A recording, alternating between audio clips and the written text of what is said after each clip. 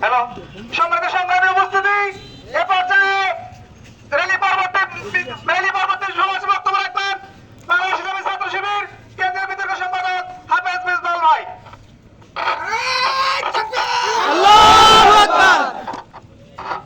আউযু বিল্লাহি মিনাশ শাইতানির রাজিম। বিসমিল্লাহির রহমানির রহিম। কুড়িগ্রাম জেলার ঢাকা থেকে আজকের রেলি পরবর্তী সমাবেশে উপস্থিত নেতৃবৃন্দ, সম্মানিত দেশবাসী, ছাত্র সমাজ, আসসালামু আলাইকুম ওয়া রাহমাতুল্লাহ। ওয়া আলাইকুম আসসালাম ওয়া রাহমাতুল্লাহ। স্বাধীনতার 54 বছর বয়স শেষ হওয়ার পরেও আজকে আমরা স্বাধীনতার সম্পূর্ণ স্বাদ গ্রহণ করতে পারিনি। আজকে কথা বললেই সাইবার সিকিউরিটির নামে আমাদেরকে গ্রেফতার করা হচ্ছে।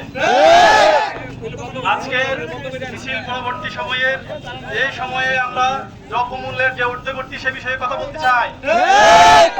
আমাদের জাতীয় যারা নেতৃবৃন্দ আছে তাদেরকে মুক্তি দেওয়ার জন্য অনুরোধ করছি।